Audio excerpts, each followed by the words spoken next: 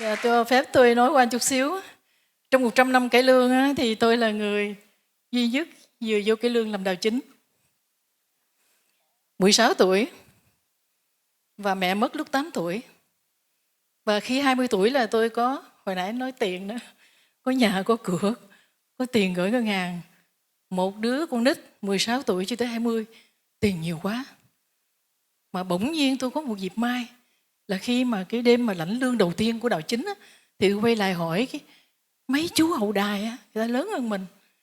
Trời ơi, cái lương của người ta không bằng 1/20, 30, 40, 100 của mình nữa. Tôi nói trời, mà chú này chú có gia đình mọi thứ, thì chú phải lo đủ thứ nữa. Mà sao chú tiền ít quá trời vậy trời? Mà sao mình tiền nhiều quá trời? Giờ mình làm sao giờ? Thì vậy là tự nhiên mình nói với ông bà bầu, chú ơi, con đó là con lãnh mỗi một cái bến, gọi là bến đó, tức là mỗi thí dụ Cần Thơ rồi Sóc Trăng, Bạc Liêu, thì mỗi nơi diễn 3 đêm.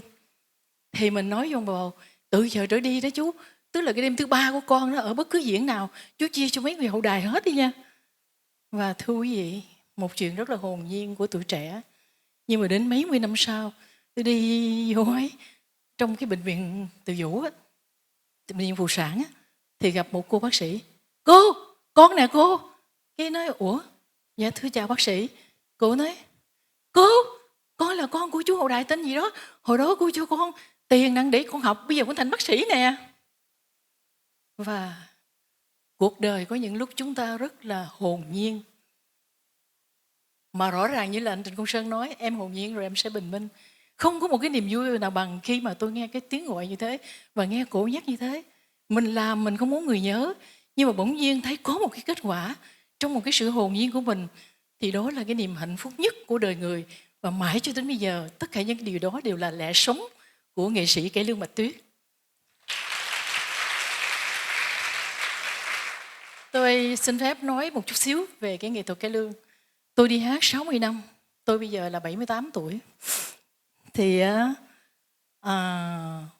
thật ra đó là thời gian đi hát là 30 năm và thời gian đi học là 30 năm.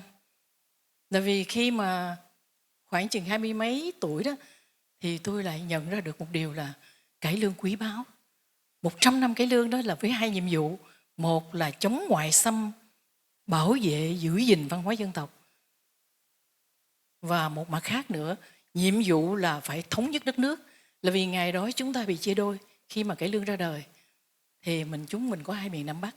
Người trong miền Nam nó chỉ biết từ Cà Mau cho tới cầu Hiền Lương, Bến Hải, Quảng Trị. Và người miền Bắc thì từ Ải Nam Quan cũng tới đó thôi. Ngày đó mà nếu mà các bạn có một chiếc tàu, chiếc ghe gì mà lấn sang cái biên giới của cái biển, của sông tí xíu thì là mình bị bắn. Cho nên chúng ta có một nước nhưng mà chúng ta không gặp nhau. Và khi tôi biết các bác nói rằng, con biết không, mấy người làm cách mạng mà thống nhất đất nước á, độc lập dân tộc á, tức là có bao nhiêu là bị bắt hết bao nhiêu, là bị giết hết bao nhiêu, từ Côn Đảo, từ này từ nọ, là trước của chúng mình cũng thế.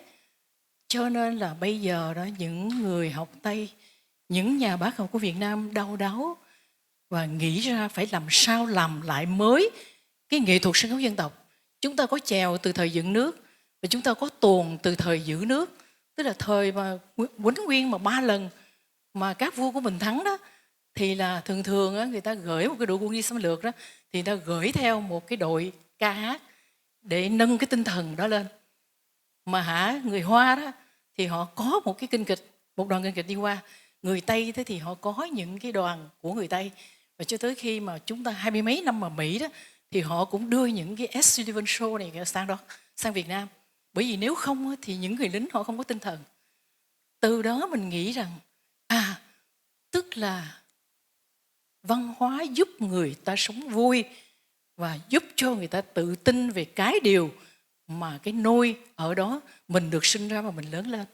Và các bạn biết không, rất là mắc cười, những năm tháng mà tôi làm luận án tiến sĩ ở bên London á, thì tôi là cái người mà học thiền theo Hòa thượng Thanh Từ là mấy chục năm. Tôi không có bị bệnh, không có nhức đầu, không có gì hết trơn á.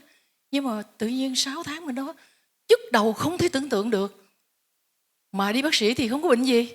Thì một hôm đó lên một cái chỗ mà trên nóc á, của London, của cái viện Hàn Lâm á, buồn quá, không biết làm sao đứng lên ca nguyên một bài Dương Quý Phi mà ca lớn lên, cái tự nhiên hết nhức đầu.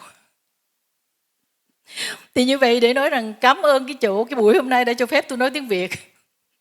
Là vì khi mình sinh ở đâu đó thì mình có cái khí ở đó các bạn à. Và nếu cái khí đó thật sự mà nó thông suốt với mình á, thì cái thần sẽ xuất hiện, tinh khí thần.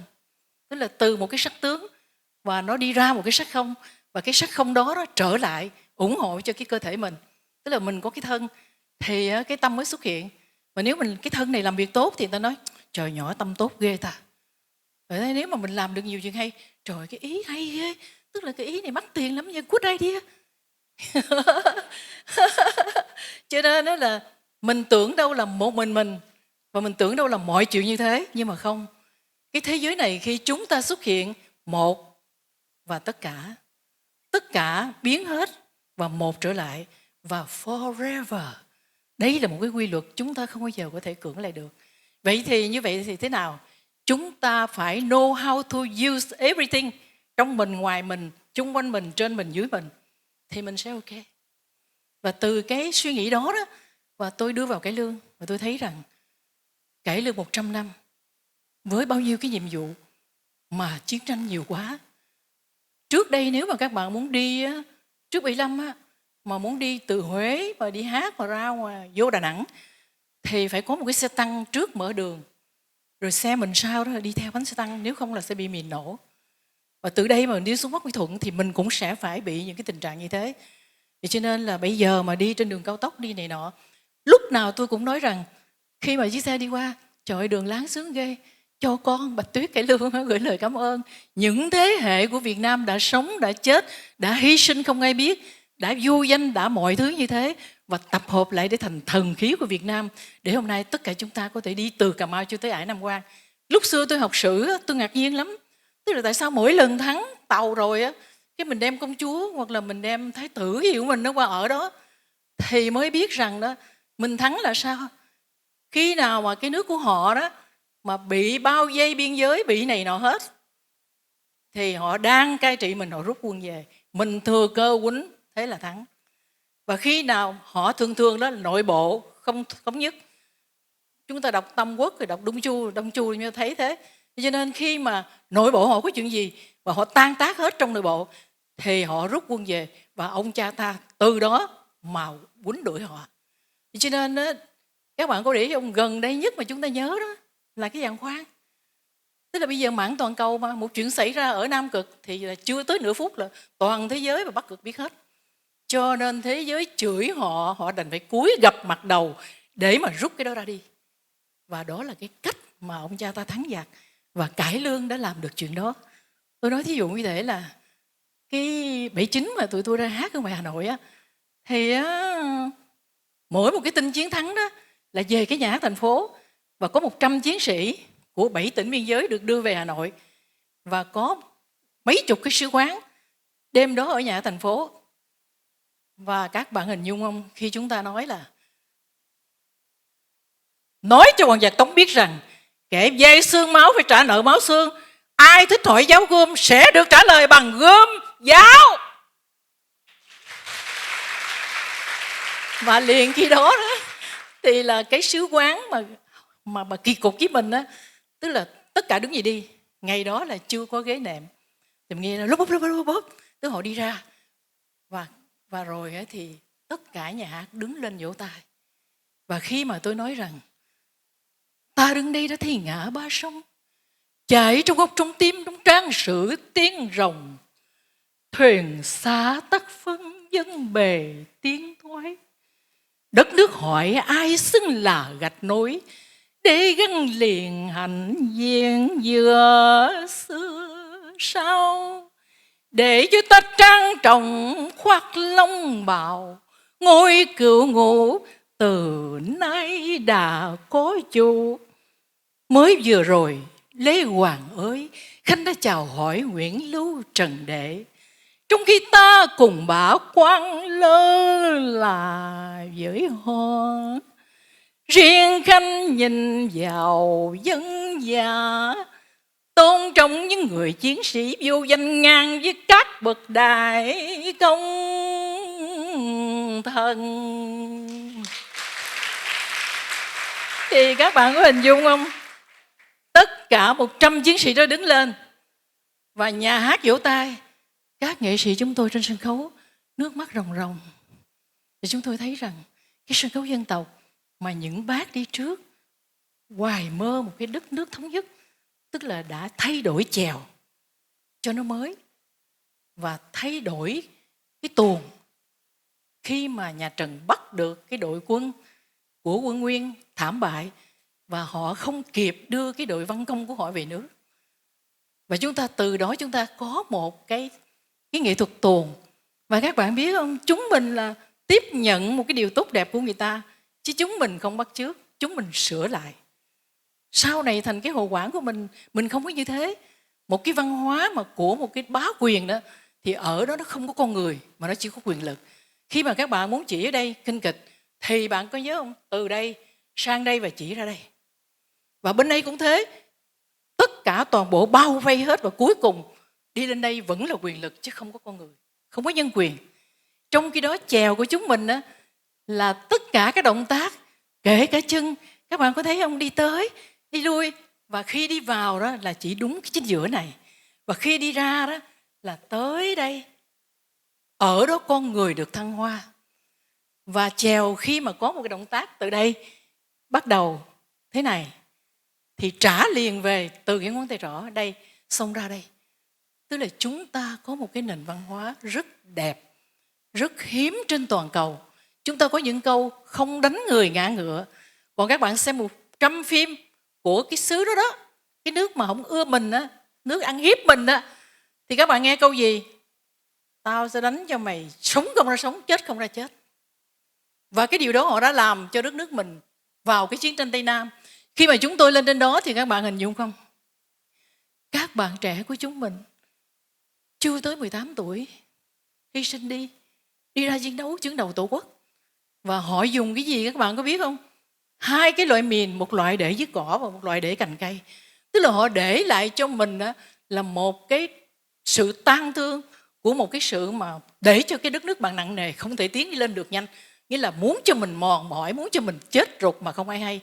Nghĩa là khi mà cái mìn ở dưới nổ thì chân bị gãy không chết, và khi mìn ở cành cây thì mắt bị đuôi. Hầu như các chiến binh của mình mà ở trong những cái trận như vậy, sau khi mà hết chiến tranh rồi thì để lại nguyên cả một cái dấu tích mà tang thương như thế, và cái gánh nặng cho cả xã hội như thế. Và tôi nói thật, tôi không, cái người làm cải lương không có biết thù ai đó. Tại vì đây là một cái loại hình rất là nhân hậu, mà có rất nhiều những cái từ mà nếu mà các bạn muốn nói tiếng Việt giỏi, các bạn nghe cải lương, ở đó có tiếng slang, có những tiếng giang hồ, nhưng mà ở đó có những từ rất bác học, có những cái tư tưởng. Trên cổ thụ kia còn có thiếu gì loại chùm gởi, thì đừng có rách sao trong lòng quân tử, đôi lúc có những ý nghĩ bần tiện của kẻ tiểu nhân.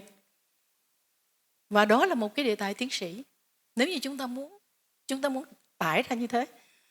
Và động vật sinh ra là để ghét gan đồng loại, và hiếu sát là một biến chứng của luật sinh tồn. Và thí dụ như trong đời cô Lựu, khi mà cô Kim Anh cô tới nói với bà Lựu là má đi đám cung đình con điên mình, con mắc cỡ quá à.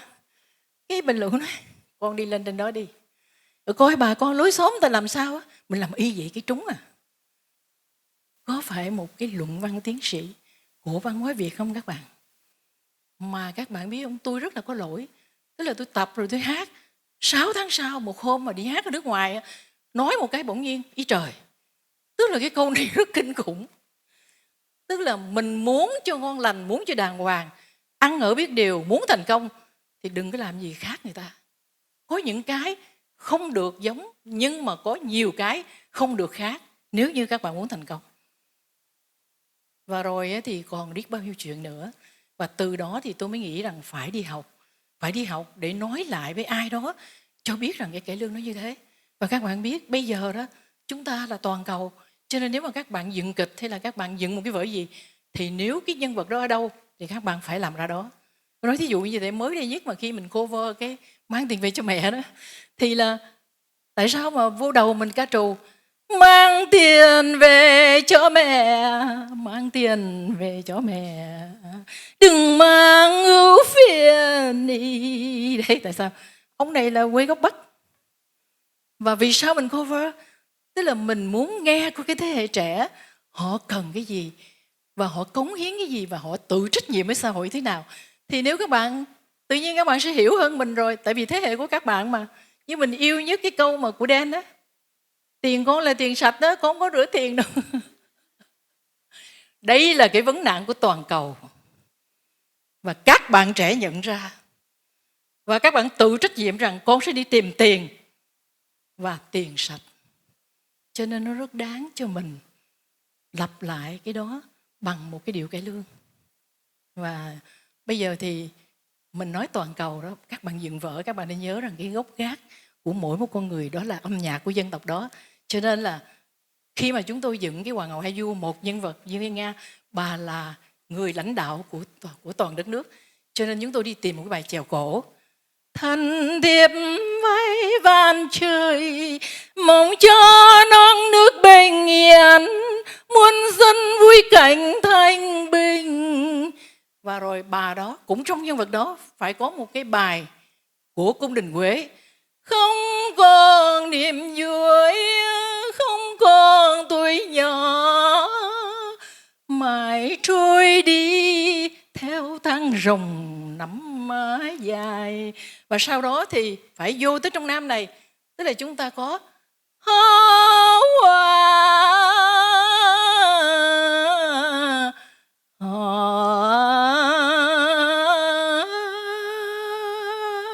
tức là cái cánh đồng nó dài, nó không có chỗ nào dứt hết. Tôi đã làm mất thì giờ các bạn nhiều lắm. Và chúng tôi trước khi chia tay xin tặng các bạn một câu ở trong Dương Vân Nga. Và chúng ta tạm biệt. Tôi Dương Vân Nga xin tế cao cùng Hoàng Thiên Hậu Thổ, cùng anh linh các đấng tiên dương. Có phải chăng hồn thiện sông núi đang quyện khoai trầm hương, xin chứng cho hơi thở của Dương Vân Nga đang hòa cùng hơi thở chung của trăm họ. Đôi tay tôi thay cho triệu cánh tay người đã làm nên lịch sử, nâng lông bào tiền đế như nâng gánh nặng sơn hà. Đấy là quyền tự chủ, là niềm khát khao lạc nghiệp âu ca, là nghiệp cả của tiên dương mà nghìn xưa vừa rửa hận. Để trời Nam rực rỡ anh Minh Châu, để chứng minh hào kiệt giống tiên rồng, đời đời bất khuất. Xin cảm ơn.